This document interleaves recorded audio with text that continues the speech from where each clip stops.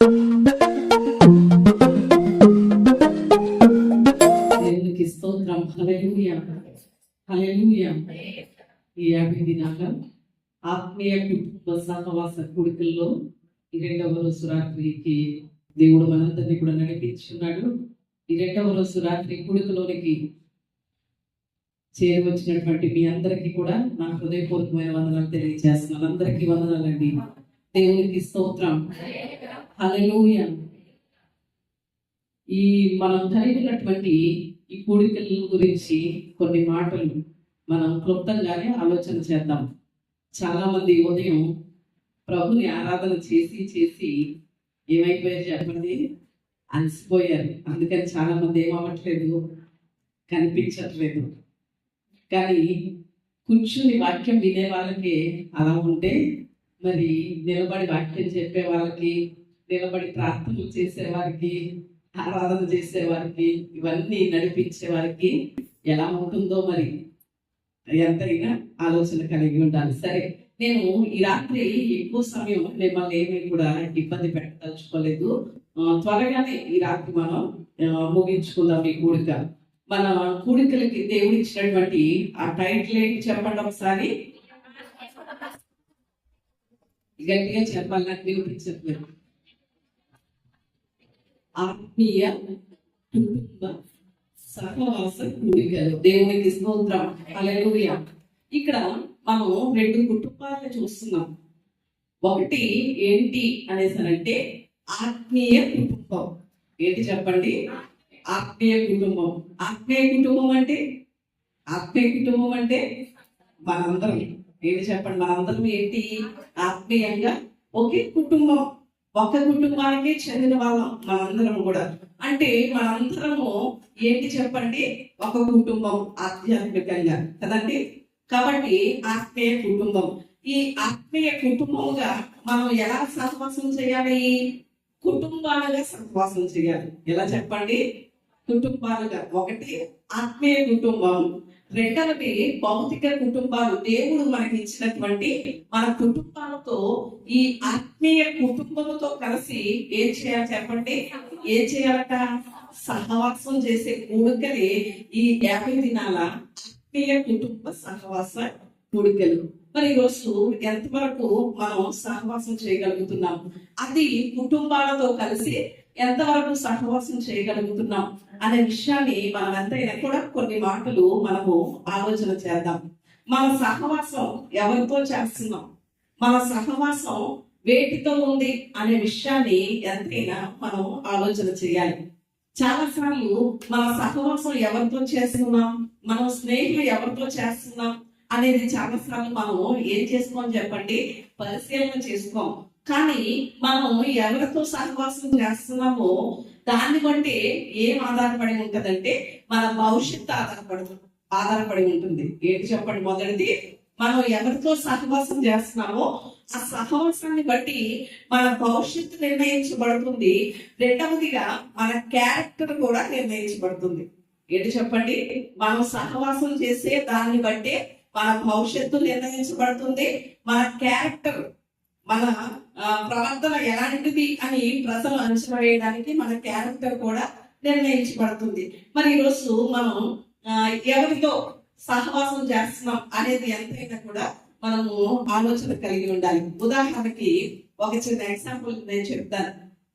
బియ్యాన్ని తీసుకుందాం. మనం రైస్ అందరికీ తెలుసండి. రైస్ ఎంతమందికి తెలియదు?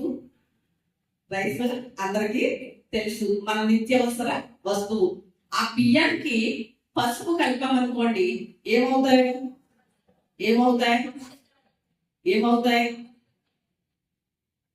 మీరు చెప్పింది కరెక్టే, మళ్ళీ ఎందుకు ఆలోచన చేస్తారు, సంకోచిస్తారు? చెప్పండి.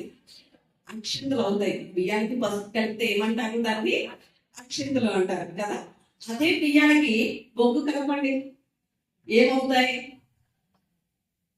మనకి తెలియదు, కానీ కలిపే వాళ్ళు కూడా ఉన్నారు. బియ్యానికి బొగ్గు కలిపి ఎక్కడ వాడతారు అంటే చేతపడి చేసే చోట వాడతారు. ఎక్కడ వాడతారు చెప్పండి? ఆ బియ్యానికే బొగ్గు కలిపి ఎక్కడ వాడతారు? చేతపడి చేసే దగ్గర వాడతారు. ఆ బియ్యానికి బెల్లం కలపండి, ఏమవుతుంది? పాయసం పరమాన్నం అవుతుంది. దేవునికి స్తోత్రం, హల్లెలూయా. కానీ ఒకటే బియ్యం, కానీ దానికి కలిపే దాన్ని బట్టి దాని విధానం మార్చబడతా ఉంటుంది కదండి. దాన్ని పిలిచే విధానం కూడా, దాని క్యారెక్టర్ అంటే మనం కలిపే దాన్ని బట్టి అది మార్చబడతా ఉంటుంది. దాన్ని పిలిచే పేరు కానివ్వండి, దాని రుచి కానివ్వండి, దాన్ని ఉపయోగించే తీరు కానివ్వండి, మనం కలిపే దాన్ని బట్టి అది మార్చబడుతుంది. ఈ రోజు మన సహవాసం కూడా ఎవరితో చేస్తున్నామో దాన్ని బట్టి మన క్యారెక్టర్ డిసైడ్ అవుతుంది, మన భవిష్యత్తు కూడా నిర్ణయించబడుతుంది అనేది మనం ఎంతైనా ఆలోచన చేయాలి. ఈ రోజు మనం సహవాసం చేయడానికి, దేవుడు మనతో సహవాసం చేయడానికి, మనతో గడపడానికి ఇష్టపడుతున్నాడు కనుకనే ఈ 50 దినాల ఆత్మీయ కుటుంబ సహవాస కూడికల్ని దేవుడు మనకి ఇచ్చాడు. బైబిల్లో చాలా మంది ఉన్నారు, వారు కొన్ని సహవాసాలు కలిగి ఉన్నారు. వారు ఎలాంటి సహవాసాలు కలిగి ఉన్నారో కొన్ని మాటలు చెప్పిన తర్వాత నేను తర్వాత మనం ఎవరితో సహవాసం చేయాలో, అలా సహవాసం చేయడం ద్వారా మనకి ఎలాంటివి కలుగుతాయి అనేది త్వరగానే నేను చెప్తాను. చూడండి, బైబిల్లో ఉన్నటువంటి కొంతమంది కొన్ని సహవాసాలు చేశారు. కొన్ని సహవాసాల గురించి బైబిల్లో రాయబడింది. ఆ సహవాసం మనకి ఏ మాత్రం కూడా ప్రయోజనకరం కాదు. ఆ సహవాసాల ద్వారా మనకి ఏ మాత్రం కూడా భవిష్యత్తు అనేది లేదు. అది మన జీవితాలకు ఏ మాత్రం కూడా ప్రయోజనకరం కాదు. కాబట్టి అలాంటి సహవాసాన్ని దేవుడు వద్దని చెప్పాడు. ఎలాంటి సహవాసాలు చేయకూడదని దేవుడు చెప్తున్నాడో బైబిల్ గ్రంథంలో నుండి త్వరగానే కొన్ని మాటలు చెప్తాను. మొట్టమొదటిగా ఎవరితో సహవాసం చేయకూడదు మనం అనేసరంటే, రాసుల మొదటి గ్రంథం 11వ అధ్యాయం, రాసుల మొదటి గ్రంథం 11వ అధ్యాయం మొదటి వచనం చదువుకుందాం. మోయాబీయులు, ఎదోమీయులు, అమోనీయులు, సీదోనీయులు, హెత్తీయులు అనుచట్టు మీ హృదయములను తమ దేవతల తట్టు త్రిపుదురు కనుక వారితో సహవాసం చేయకూడదనియు, వారిని మీతో సహవాసము చేయనీయకూడదనియు యెహోవా ఇశ్రాయేలీయులకు సెలవిచ్చి ఉన్నాడు. అయితే రాజైన సొలొమోను ఫరో కుమార్తెను కాక ఆ జనులలో ఇంకా అనేక మంది పరస్త్రీలను మోహించి, తర్వాత మనం అది చదవక్కర్లేదు.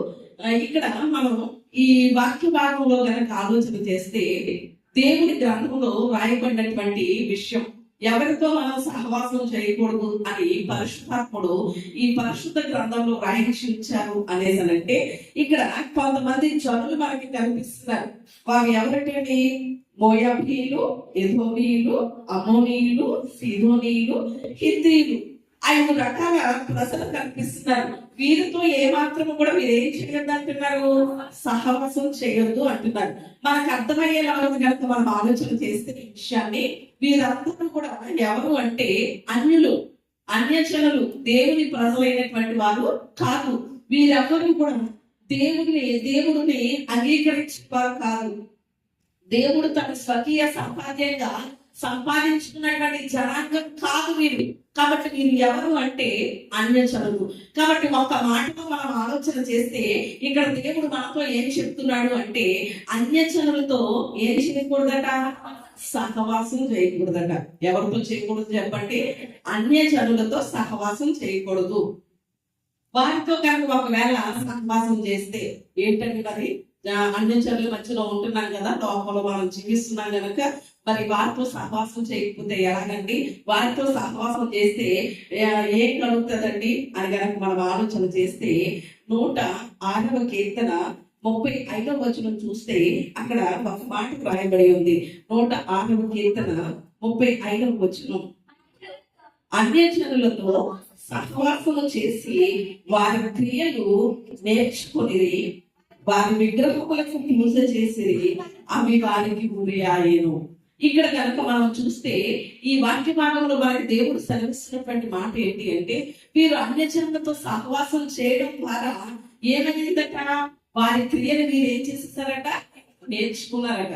ఉదాహరణకి మనం ఎవరిపైనా సహవాసం చేస్తా ఉంటే వారిలాగే ఉండాలనుకుంటా ఉంటాం. వారు చేసినట్లే మనము చెయ్యాలనుకుంటాం. వారు కట్టినట్లే మనం పెట్టాలనుకుంటాం. లేకపోతే వారు ఎలా గృహంలో ఏంటి ఎలాగైనా ప్రవర్తిస్తున్నారో మనము అదే రీతిగా ప్రవర్తించాలి అనేసి అనుకుంటా ఉంటాం. అవునంటారా కాదంటారా? ఇక్కడ అన్యజనులతో సహవాసం చేయడం ద్వారా వారి క్రియలు ఏం చేశారంటే వీళ్ళు నేర్చేసుకున్నారు.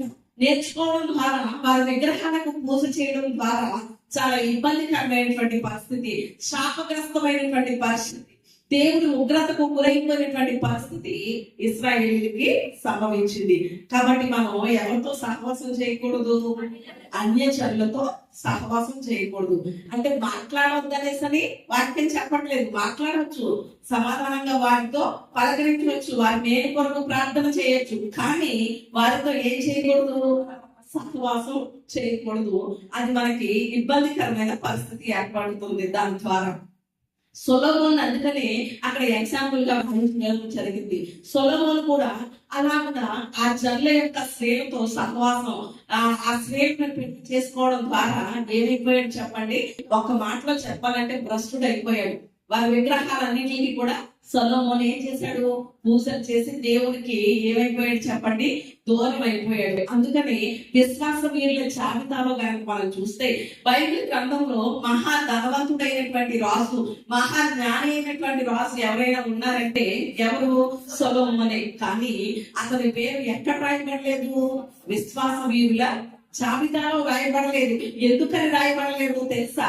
తన యొక్క విశ్వాసం దేవుని మీద నుంచి తొలగిపోయింది, విగ్రహాల మీదకి వెళ్ళిపోయింది.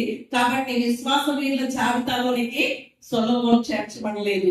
ఈ రోజు మనం అన్యజనులతో సహవాసం చేయడం ద్వారా వారి క్రియలు నేర్చుకునేటువంటి ప్రమాదకరమైన పరిస్థితి ఉంది. కనుక అన్యజనులతో ఏం చేయకూడదు చెప్పండి?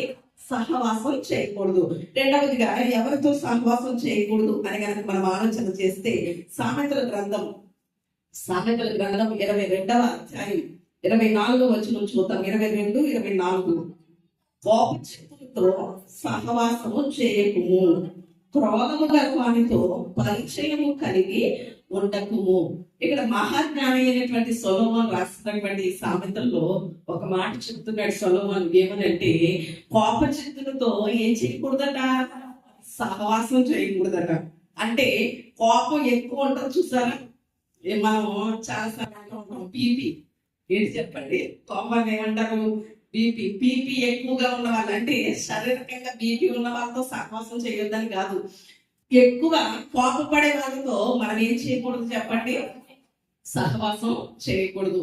అలా ఆ కోపచిత్తులతో సహవాసం చేయడం ద్వారా అది మన ఆత్మీయ జీవితాలకి ఏమాత్రం కూడా మేలు కాదు. అందుకని కీర్తనకారుడు అంటాడు, ఏమని తెలుసా?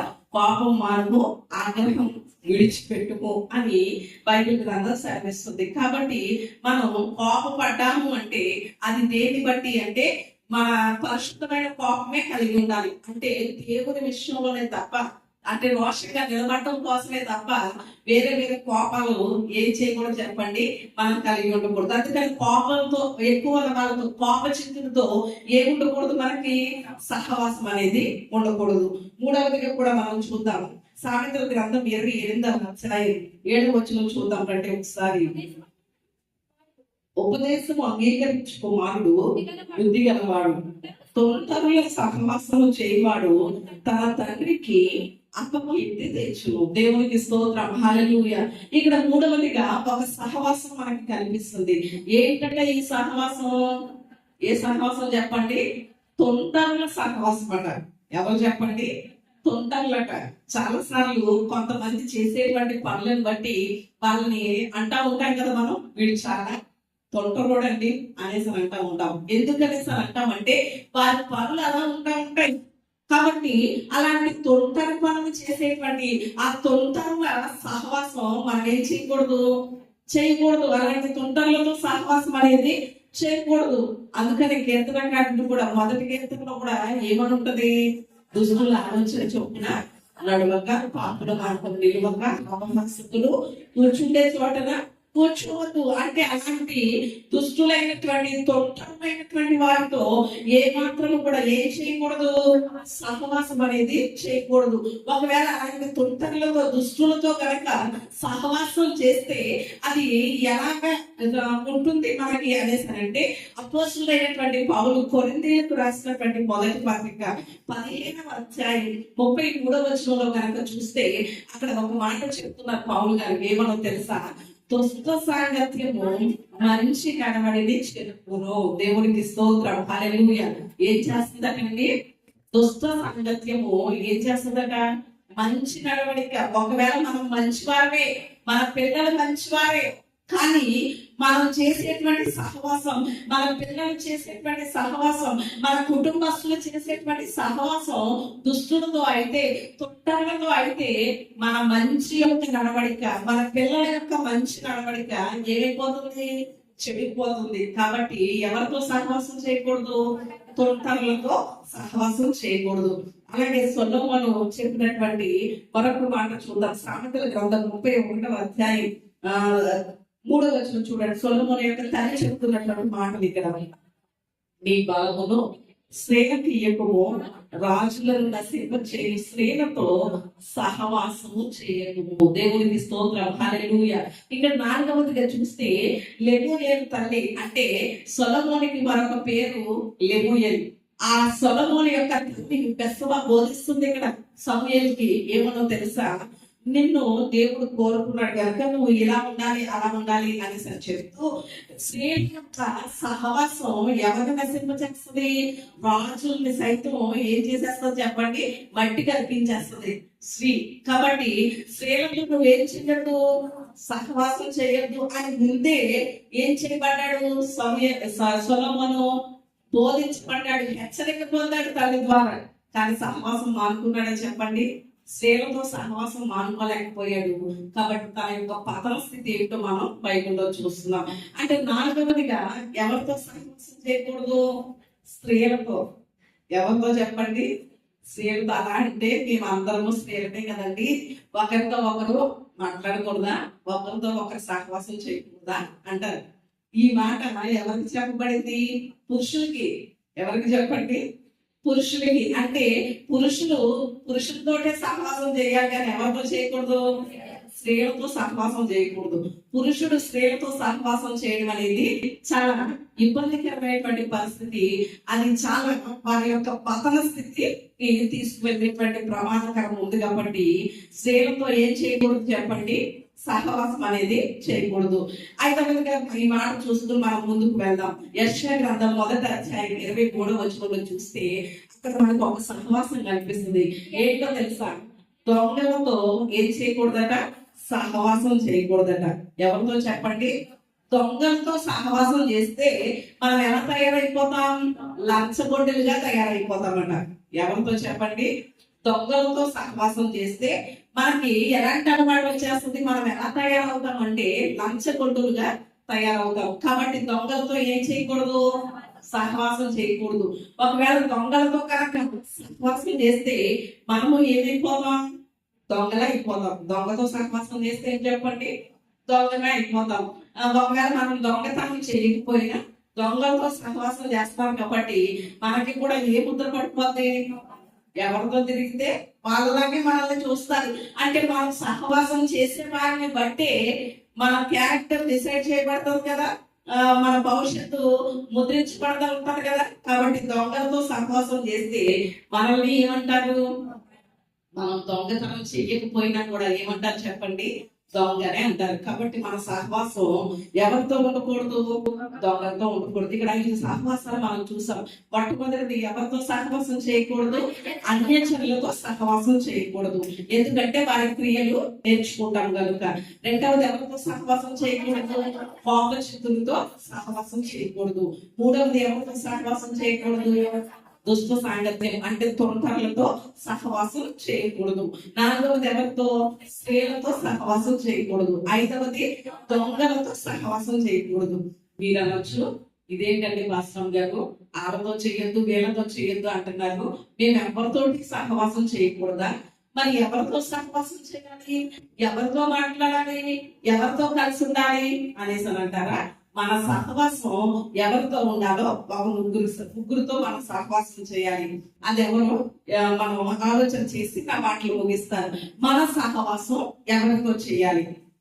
ఏంటి చెప్పండి? మన సహవాసం ఈ 5 గుర్తులు చేయకూడదని దేవుడు చెప్తున్నాడు. సరే, మరి ఎవరితో సహవాసం చేయాలి, ఎవరితో సహవాసం చేయమని దేవుని వాక్యం సెలవిస్తుంది అని కనుక మనం ఆలోచన చేస్తే, యోహాను రాసినటువంటి మొదటి పత్రిక, యోహాను రాసినటువంటి మొదటి పత్రిక 1వ అధ్యాయము 3వ వచనం చదువుకుందాం.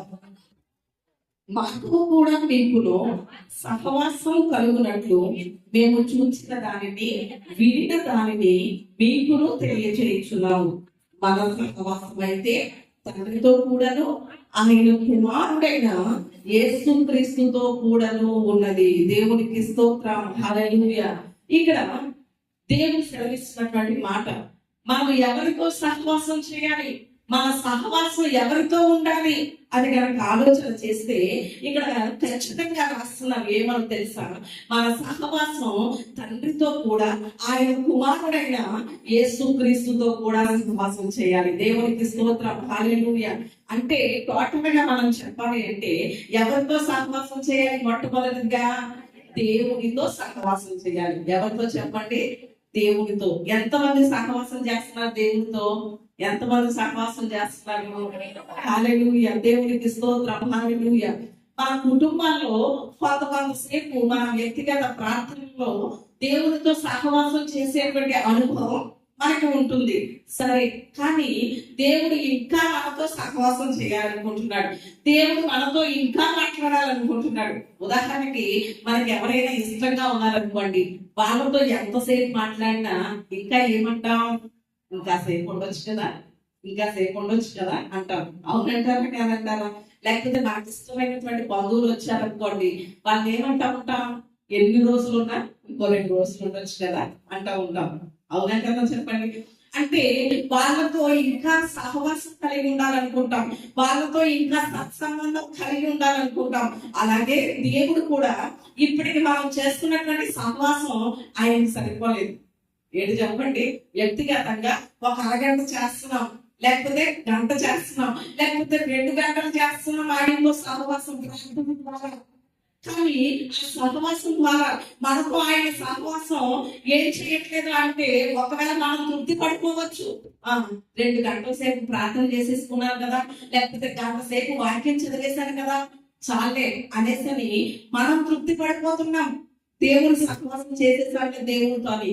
కానీ మనతో సహవాసం చేసేటువంటి విధానంలో దేవుడికి ఏం కలగట్లేదు? తృప్తి కలగట్లేదు. నా కుమార్తెతో నేను ఇంకా మాట్లాడాలనుకుంటున్నాను, నా కుమార్తెతో ఇంకా కలిసి ఉండాలనుకుంటున్నాను, నా కుమార్తెతో ఇంకా మరింత సమీపంగా ఉండాలనుకుంటున్నాను అని దేవుడు ఆశపడుతున్నాడు కనుక మనకి 50 దినాల ఆత్మీయ కుటుంబ సహవాస కూడికలు ఇచ్చాడు. దేవునికి స్తోత్రం, హల్లెలూయా. అంటే ఈ కూడికల ద్వారా మరింత కలిసి ఏం చేస్తున్నాం? దేవునితో సహవాసం చేస్తున్నాం, మరింతగా దేవునితో సత్సంబంధం కలిగి ఉంటున్నాం. మనం దేవునితో మాట్లాడుతున్నాం, దేవుడు మనతో మాట్లాడుతున్నాడు. దేవునికి స్తోత్రం, హల్లెలూయా. సహవాసం అంటే ఏంటి చెప్పండి? ఒకరితో ఒకరు మాట్లాడుకోవడం. మన ప్రార్థన ద్వారా దేవునితో ఏం చేస్తున్నాం? మనం మాట్లాడుతున్నాం. తండ్రి, ప్రభువా, ఇలాగా అలాగనేసి ఏం చేస్తున్నాం? ప్రార్థన ద్వారా మనం ఆయనతో మాట్లాడుతున్నాం. ఆయన ఏమంటున్నాడు? నా కుమారుడా, నా కుమార్తె, ఇలా చెయ్యి, అలా చెయ్యి అని వాక్య రూపంలో వాక్యమైనటువంటి దేవుడు ఆయన మనతో మాట్లాడుతున్నాడు. దేవునికి స్తోత్రం, హల్లెలూయా. ఎందుకో చెప్పమంటారా? ఆయన మనల్ని చాలా ప్రేమిస్తున్నాడు. ఆయన మనల్ని చాలా ప్రేమిస్తున్నాడు. ఏదైనా వరంలో ఆదాము అవ్వలతో సహవాసాన్ని కోరుకున్నాడు దేవుడు. కానీ వాళ్ళు ఏం చేశారు చెప్పండి? దేవుడి సహవాసాన్ని కోల్పోయారు. పాపం ద్వారా ఆ కోల్పోయినటువంటి సహవాసం తిరిగి ఆదాము అవ్వలు ఏ సహవాసాన్ని అయితే దేవుడి దగ్గర నుండి కోల్పోయారో ఆ సహవాసాన్ని దేవుడు మరలా మనకి ఇవ్వడం కొరకు ఆయన ప్రియ కుమారుడైనటువంటి యేసయ్యని ఈ లోకానికి పంపించేశాడు. దేవునికి స్తోత్రం. ఎందుకనో తెలుసా? మన పాపాలకి ప్రాయశ్చిత్తం చేసేసి మరలా ఆయనతో మనం ఏం చేయాలని? సహవాసం చేయాలని. దేవునికి స్తోత్రం. ఆదాము చేసినటువంటి పాపము ద్వారా దేవునికి మనకి సహవాసం కట్ అయిపోయింది. ఏమైపోయింది చెప్పండి? కట్ అయిపోయింది, తెగిపోయింది. మరలా యేసుక్రీస్తు చేసినటువంటి శిలువ యజ్ఞం ద్వారా, యేసుక్రీస్తు చేసినటువంటి ఆ బలి అర్పణ ద్వారా మరలా తండ్రితో మనకేమి ఏర్పడింది చెప్పండి? సహవాసం ఏర్పడింది. కాబట్టి ఈ సహవాసంలో మరింతగా మనం బలపరచబడాలని, ఆయనతో మరింత సహవాసం కలిగి ఉండాలని ఆయన కోరుకుంటున్నాడు. కనుకనే ఈ 50 దినాల కొడుకుల్ని దేవుడు మన ముందు ఉంచాడు. మనం అనుకోవచ్చు, ఏంటంటే బాబా ఆయనతో సహవాసం చేయగలిగే సమయం అంతా వెచ్చించేస్తే మరి మా కుటుంబాల పరిస్థితి ఏంటండి, మా పిల్లల పరిస్థితి ఏంటండి, ఆయనతో సహవాసం చేస్తే మాకేంటండి అనేసి అనుకుంటాం మనం. అంటారా లేదా? అలా అనే వాళ్ళు కూడా చాలా మంది ఉన్నారు. ఈ కూడికలకి దేవుడు మనకి ఇచ్చినటువంటి వాక్యం చూద్దామా ఒకసారి? యోబు గ్రంథము 22వ అధ్యాయం 21వ వచనం చదవండి. ఆయనతో సహవాసము చేసిన యెడల నీకు సమాధానం కలుగును, మేలు కలుగును. దేవునికి స్తోత్రం, హల్లెలూయా. ఇక్కడ మనం ఆలోచన చేస్తున్నాం, ఆయనతో సహవాసం చేస్తే ఏంటంటే మా సమయాన్ని ఆయనతో సహవాసం చేయడానికి వెచ్చిస్తే మాకు కలిగేదేంటి అని ఒకవేళ మనం ఆలోచన చేయొచ్చు. ఒకవేళ లోకంలో ఉన్నటువంటి వారితో మనం సహవాసం చేస్తే వారితో మాట్లాడటం ద్వారా మన ఎనర్జీ వేస్ట్ అయిపోవచ్చు. ఒకవేళ వారితో సహవాసం చేసి మనం ఉన్నవన్నీ వాటికి పెట్టేయచ్చు, మన ఇల్లు ఒళ్ళు కూడా కొల్లైపోవచ్చు. కానీ దేవునితో సహవాసం చేస్తే మనకి ఏమి కాని అవ్వదు. కానీ మనకు వచ్చే ప్రయోజనం ఏంటి అంటే, ఆయనతో సహవాసం చేస్తే ఏమొస్తుంది చెప్పండి? సమాధానం. ఏమొస్తుంది? సమాధానం. ఈ రోజు హృదయాల్లో చాలా మందికి ఏమి లేదు చెప్పండి? సమాధానం లేదు. వారు ఎదుర్కొనేటువంటి పరిస్థితులు, వారు ఎదుర్కొనేటువంటి పోరాటాలు, వారు ఎదుర్కొనేటువంటి ఆ భయంకరమైనటువంటి పరిస్థితులను బట్టి ఏం లేదు అంటే హృదయంలో ఎవరికి ఏం లేదు?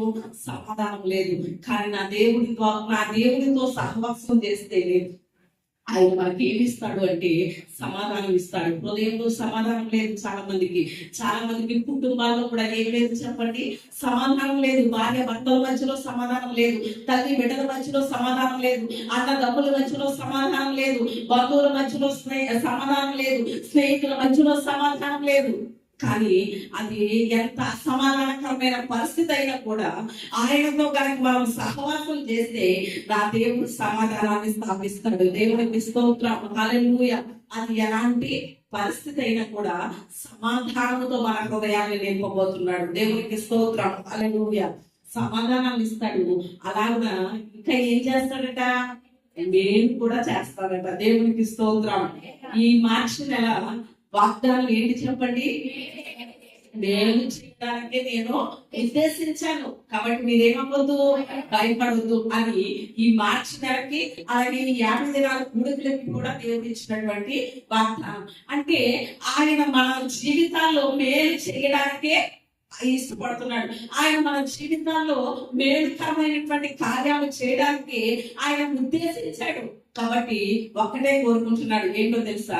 నాతో సహవాసం చేయి. నీకు ఏ మేలు కొద్దుగా ఉన్నదో, నీ కుటుంబంలో ఏ మేలు జరగాలనుకుంటున్నావో, నీ జీవితంలో ఏ మేలు పొందాలనుకుంటున్నావో, నీ ఆధ్యాత్మిక స్థితిగతుల్లో ఏ మేలు ద్వారా తృప్తిపరచబడాలనుకుంటున్నావో, నాతో సహవాసం చేస్తే ఆ దేవుడితో నేనేం చేస్తానంటున్నాడు? దేవుడు తృప్తిపరుస్తానంటున్నాడు. దేవునికి స్తోత్రం, హల్లెలూయా. అది ఎంతైనా కూడా మనకు ఆశీర్వాదమే దేవుడితో సహవాసం చేయడం. ఒక వ్యక్తిని ఎగ్జాంపుల్ గా నేను చూపించి నా మాటల్లో నేను ముందుకు వెళ్తాను. మనకి బాగా తెలుసు ఎవరు అంటే హనోకు. ఎవరు చెప్పండి? 8వ తరం వాడైనటువంటి హనోకు మనకి బాగా తెలుసు. హనోకు ఎప్పుడు ఏం చేస్తా ఉండేవాడు?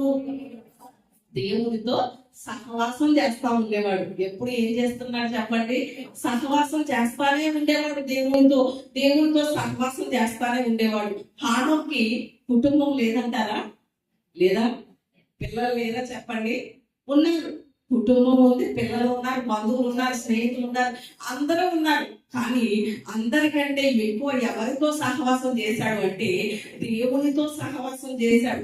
దేవునితో సత్సంబంధం కలిగిన వాడిగా ఉన్నాడు. దేవునితో నడిచిన అనుభవం కలిగినటువంటి వాడుగా ఉన్నాడు. కాబట్టి హానోకుని దేవుడు తనతో తీసుకెళ్ళిపోయాడు.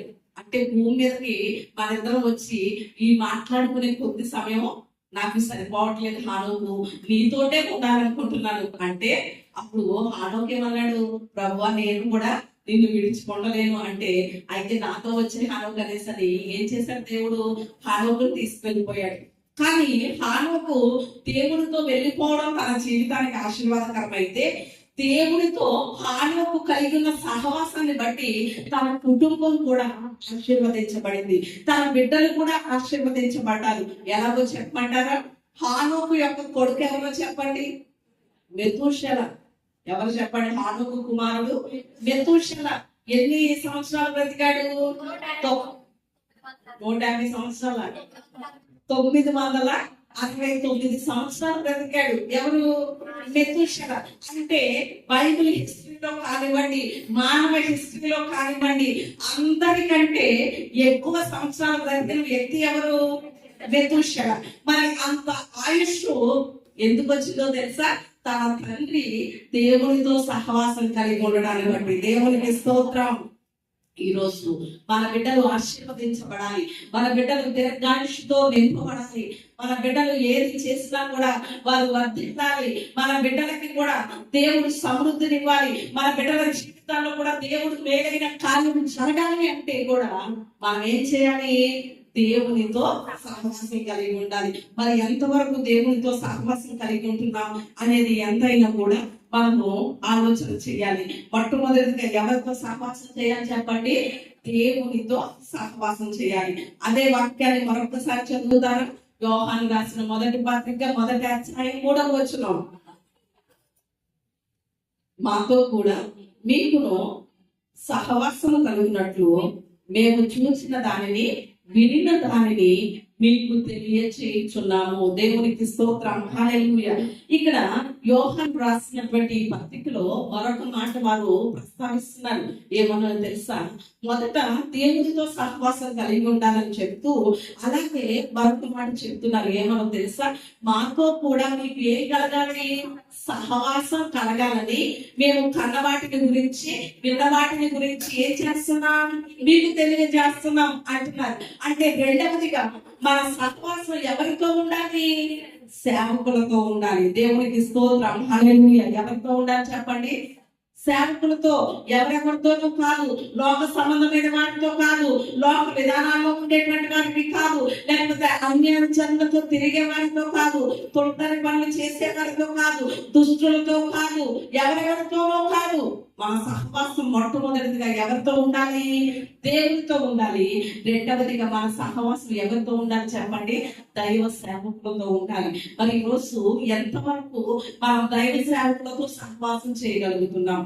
చాలా మంది ఏమనుకుంటారో తెలుసా? సేవకులతో సహవాసం చేస్తా ఉంటే ఇది చెయ్యొద్దు, అది చెయ్యొద్దు, ఇలా ఉండకూడదు, అలా ఉండకూడదు, ఇలా ఉండు, అలా ఉండు అని ఏం చేస్తారు? ఎంతసేపు ఆంక్షలు విధిస్తా ఉంటారు, ఎంతసేపు మనల్ని హెచ్చరిస్తా ఉంటారు, మన ఇష్టానికి మనల్ని వదలరు అనేసరి చాలా మంది ఏమవుతా ఉంటారు?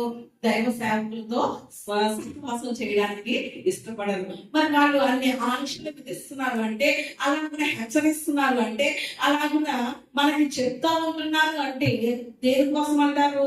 మనం అంటే కిట్టకంటారా? మనం అంటే కోపం వచ్చి అంటారా? లేకపోతే మనం అంటే ఇష్టం లేకంటారా? దేని గురించి చెప్తున్నారు? మనం మంచి కొరకే చెప్తున్నారు. దేవునికి స్తోత్రం. హల్లెలూయా. బైబిల్ చెప్పేదంతా కూడా దేని కొరకు? మంచి కోసమే కదా. త్రాగమని చెప్తుందా బైబిల్? తిరగమని చెప్తుందా? సిగరెట్ కాల్చమని చెప్తుందా? సినిమాలకు వెళ్ళమని చెప్తుందా? ఇవన్నీ మన జీవితాలకి, మన శరీరానికి హాని కదా. అలాగే మన ధనం కూడా ఏమైపోతుంది వాటి వల్ల? ఏమైపోతుంది అంటే మనకి నష్టం వచ్చేవి ఏది కూడా చేయమని చెప్పదు బైబిల్. మరి మనకి నష్టం కలిగించేవి ఏవి కూడా చేయొద్దని ఎవరు చెప్తారు? దైవ సేవకులు కూడా చెప్తారు. మనం ఏమంటా ఉంటాం? నా ఇష్టానికి నన్ను వదలట్లేదు, నాకు ఇష్టం వచ్చినట్లుగా ప్రవర్తించబట్టలేదు, నా ఇష్టానుసారంగా నన్ను వెళ్ళనివ్వట్లేదు అని చాలా మంది చాలా సార్లు దైవ సేవకులతో సహవాసం చేయడానికి ఏమవ్వరు చెప్పండి? ఇష్టపడరు. ఒక్క విషయం చెప్పమంటారు, దైవ సేవకులతో సహవాసం చేయడం ద్వారా మనకేం కలుగుతుందో తెలుసా? దేవుని యొక్క ప్రత్యక్షత కలుగుతుంది. దేవునికి స్తోత్రం. హల్లెలూయా. ఏంటి చెప్పండి? దైవ సేవకులతో సహవాసం సహవాసం చేయడం ద్వారా దేవుని ప్రత్యక్షత దొరుకుతుంది మనకి. ఎందుకో తెలుసా, ఇక్కడ అంటున్నారు కదా వాళ్ళు, మేము కన్న వాటిని విన్న వాటిని గురించి ఏం చేస్తాం, మీకు తెలియజేస్తున్నాం. అంటే ఆల్రెడీ దేవుడితో వారు సత్సంబంధం కలిగి ఉన్నారు, ఆల్రెడీ దేవుడితో వారు సహవాసం కలిగి ఉన్నారు కనుక దేవుని ప్రత్యక్షత మనం పొందుకోవాలి అంటే దేవుని ప్రత్యక్షతలన్నీ ఎవరి దగ్గర దొరుకుతాయి? దేవుని సేవకుల దగ్గర దొరుకుతాయి. దేవునికి స్తోత్రం, హల్లెలూయా. ఎంతగా దేవుడు తన ప్రత్యక్షతని సేవకులకు ఇస్తాడో తెలుసా? ఉదాహరణకి సమూయేలుని కనుక మనం చూస్తే, తన తల్లి ఎక్కడ విడిచిపెట్టేసింది? చిన్నతనంలోనే ఎక్కడ విడిచిపెట్టేసింది? ఏలీ పాస్టర్ గారి దగ్గర విడిచిపెట్టేస్తే అప్పుడు ఒక రోజు అతను పడుకున్నారు, సమూయేలు గారు పడుకున్నప్పుడు దేవుడు స్వరం వినిపించింది. ఏమని? సమూయేలు సమూయేలు అని పిలిస్తే అప్పుడు సమూయేలు ఏం చేశాడు? చిత్తమండి పాస్టర్ గారు, మీరు నన్ను పిలిచారా అని ఎక్కడికి వచ్చాడు? ఏలీ పాస్టర్ గారి దగ్గరికి వచ్చాడు. ఏలీ పాస్టర్ గారు ఏమన్నారు? నేను నిన్ను పిలవలేదు నాయన, వెళ్ళి పడుకో అన్నారు. తర్వాత మరలా ఏమైంది? సమూయేలు సమూయేలు అని మొదలెట్టి రెండోసారి దేవుని స్వరం వినిపించింది. అప్పుడు మరలా ఏం చేశాడు సమూయేలు? చిత్తమండి పాస్టర్ గారు, మీరు నన్ను పిలిచారా? మీకు ఏదైనా కావాలా? మంచిది తిమ్మంటారా, లేకపోతే ఏదైనా చేయమంటారా? ఏలీ పాస్టర్ గారి దగ్గరికి వచ్చారు. వస్తే మరలా ఏలీ పాస్టర్ గారు ఏమన్నారు? నేను నిన్ను పిలవలేదు నాయన, వెళ్ళి పడుకో. కానీ ఈసారి కనుక నీతో దేవుడు మాట్లాడడానికి ఇష్టపడుతున్నాడేమో, కాబట్టి ఈసారి కనుక ఆ స్వరం వినిపిస్తే చిత్తము నీ దాసుడు ఆలకించుచున్నాడని చెప్పు అనేసి అన్నారు. అన్నప్పుడు మరలా దేవుడు సమూయేలుని పిలవడం, జరగబోయేటువంటి సంగతుల గురించి మాట్లాడడం, ఇవన్నీ మనకి తెలిసిన విషయాలే. కానీ ఇక్కడ మనం గుర్తించవలసినటువంటిది, మనం అవగాహన చేసుకోవాల్సినటువంటి విషయం ఒకటి ఉంది. సమూయేలు సమూయేలు అని దేవుడు మాట్లాడినప్పుడు ఏలీ దగ్గరకే ఎందుకు వెళ్ళాడు సమూయేలు? ఎందుకు వెళ్ళాడు? ఇంకా అక్కడ మందిరంలో చాలా మంది ఉంటారు కదా, వాళ్ళ దగ్గరికి వెళ్ళొచ్చు కదా, మరి ఏలీ దగ్గరికి ఎందుకు వెళ్ళాడు? ఒక విషయం చెప్పమంటారా? దేవుడు మనతో మాట్లాడాలి అంటే ఎవరి స్వరంతో మాట్లాడతాడో తెలుసా? సేవకుని స్వరంతోటే మాట్లాడతాడు. దేవునికి స్తోత్రం, హల్లెలూయా. ఇప్పుడు వాక్యం వింటున్నటువంటి మనందరితో ఎవరి స్వరంతో మాట్లాడుతున్నాడు? సేవకుల స్వరంతో మాట్లాడుతున్నాడు దేవుడు. దేవునికి స్తోత్రం. మాట్లాడేది దేవుడే, కానీ స్వరం మాత్రం ఎవరిది? సేవకులది. అందుకనే తను ఉంటున్నటువంటి తన యొక్క దైవజనుల యొక్క, తన పాస్టర్ గారి యొక్క స్వరం ఏంటో సమూయేలుకు తెలుసు. ఆ స్వరం ఎవరిలా ఉంది? దేవుడిలో తెలియదు. సమూయేలుకి ఎవరిదిగా తెలుసు? ఏలీ పాస్టర్ గారి స్వరమే తెలుసు. అంటే ఆ స్వరం ఏలీ పాస్టర్ గారిలా ఉంది కాబట్టి ఎక్కడికి వెళ్ళాడు? పాస్టర్ గారి దగ్గరికి వెళ్ళాడు. దేవునికి స్తోత్రం. ఈ రోజు దేవుడు మనతో ఏమైనా మాట్లాడాలి అనుకుంటే, మనకి ఏదైనా తెలియచేయాలి అనుకుంటే, దేవుడు మనకి ఏదైనా చెప్పాలి అనుకుంటే అది ఎవరి స్వరంతో తెలియజేస్తాడు? దైవ సేవకుల స్వరంతో తెలియజేస్తాడు. దేవునికి స్తోత్రం.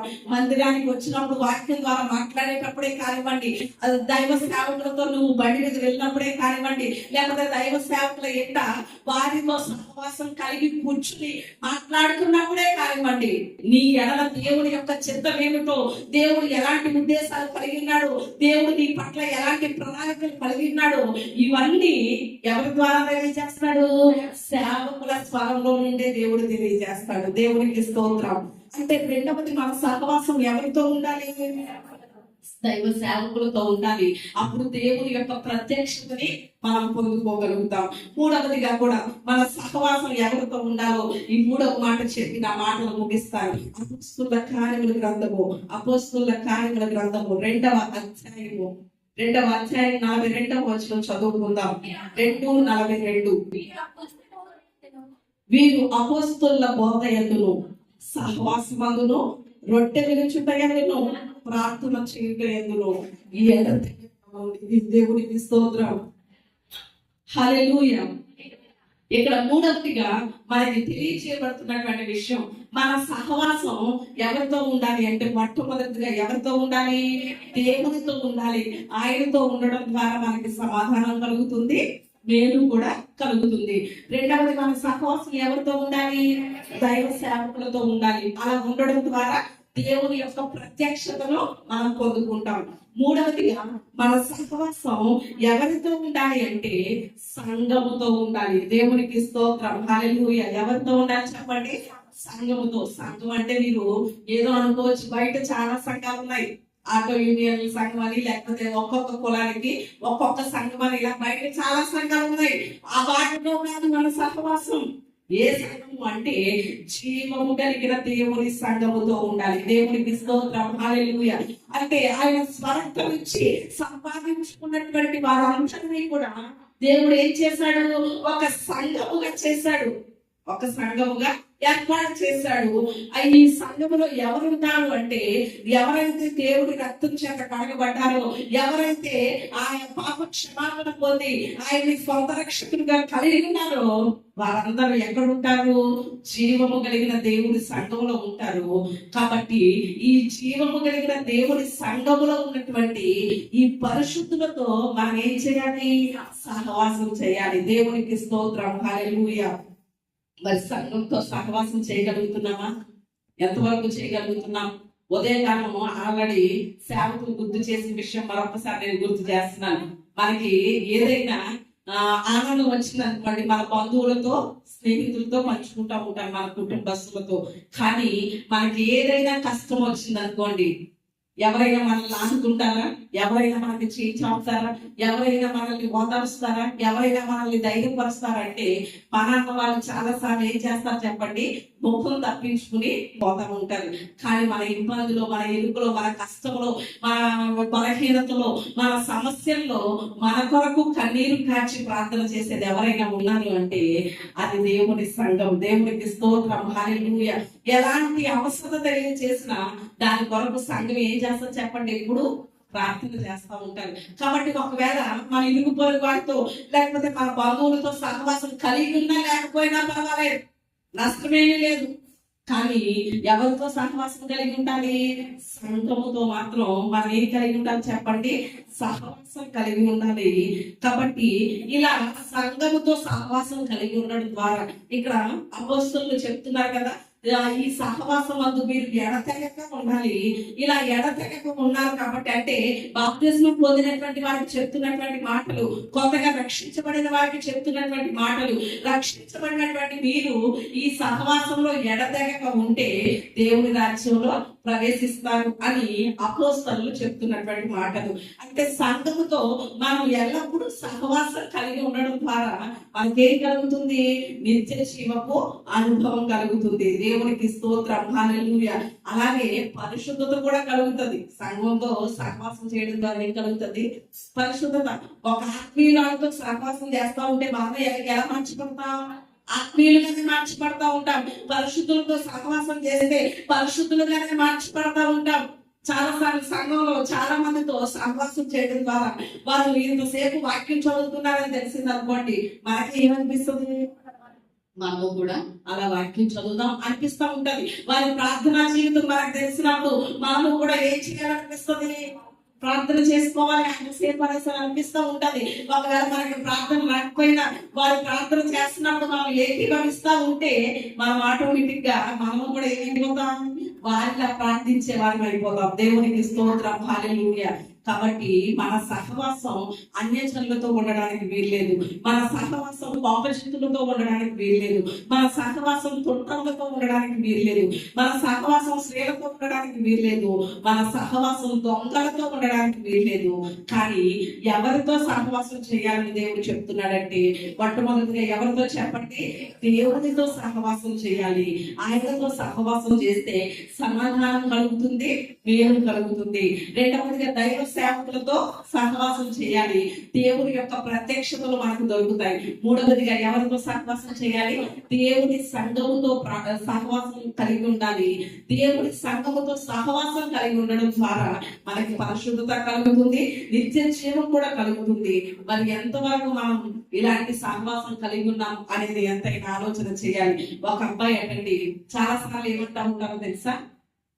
నేను సంఘంతో సహవాసం చేయాలనుకుంటున్నానండి, సేవకులతో సహవాసం చేయాలనుకుంటున్నాను, దేవునితో సహవాసం చేయాలనుకుంటున్నాను, కానీ నేను ఇప్పటికి చేస్తున్నటువంటి నా చెడు సహవాసాలు, చెడు సాంగత్యాలు అన్ని కూడా నేనేం చేయలేకపోతున్నాను, విడిచిపెట్టలేకపోతున్నాను అనేసరి చాలా సార్లు అంటూ ఉంటారు. అవి నన్ను పట్టేస్తున్నాయండి, వాటిలో నుంచి నేను బయటికి రాలేకపోతున్నాను అంటూ ఉంటారు చాలా మంది.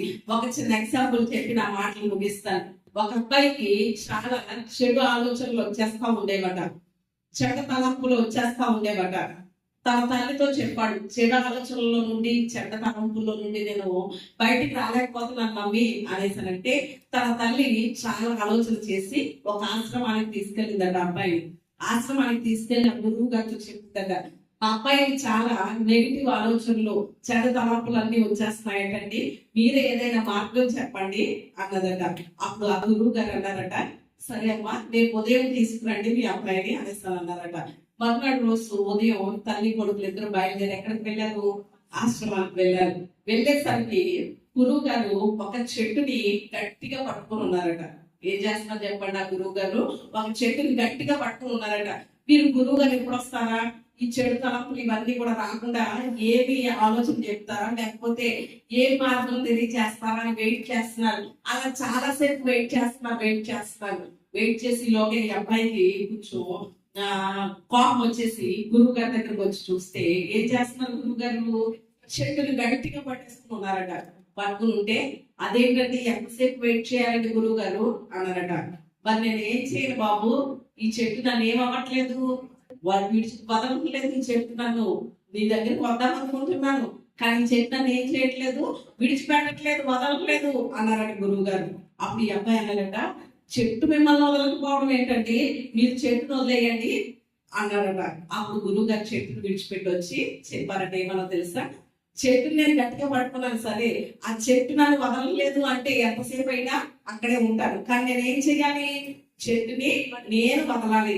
కాబట్టి నీకు వస్తున్నటువంటి ఆ చెడు ఆలోచనలు, చెడు తలంపులు అన్ని కూడా ఏం చెయ్యాలి, అవి నన్ను వదలలేదంటే కాదు, నీవు వాటిని విడిచిపెట్టాలి, వదిలేయాలి అన్నారట. ఈ రోజు మనము కూడా చాలాసార్లు దేవుడితో సహవాసం చేయలేకపోతున్నాం, సేవకులతో సహవాసం చేయలేకపోతున్నాం, సంఘంతో సహవాసం చేయలేకపోతున్నాం, మా చెడు స్నేహాలు విడిచిపెట్టలేకపోతున్నాం అనేసి అనుకుంటే అవి ఏం చేయాలి చెప్పండి, అవి మనల్ని పట్టుకోలేదు, మనం వాటిని వెంబడిస్తున్నాం, మనం చేస్తున్నాం. కాబట్టి మనం వాటిని విడిచి దేవునితో కనుక సహవాసం చేయగలిగితే ఇక మనం ఎప్పుడు కూడా ఎక్కడికి వెళ్ళలేము, ఆ చెడ్డ సాంగత్యానికి వెళ్ళలేము. దేవునికి స్తోత్రం, హల్లెలూయా.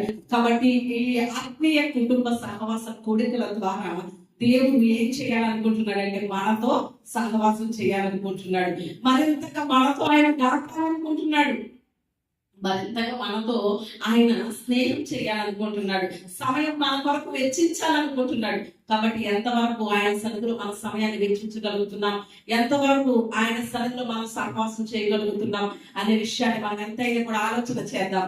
ఈ మొదట మనం నేర్చుకున్నటువంటి ఈ 5 సహవాసాలు విడిచిపెడదాం.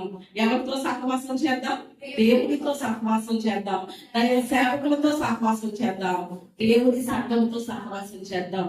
దాని ద్వారా వచ్చే ప్రతి ఆశీర్వాదం పొందుకుందాం. అట్టి కృప దేవుడు మనందరికీ దయచేయును గాక. ఆమేన్.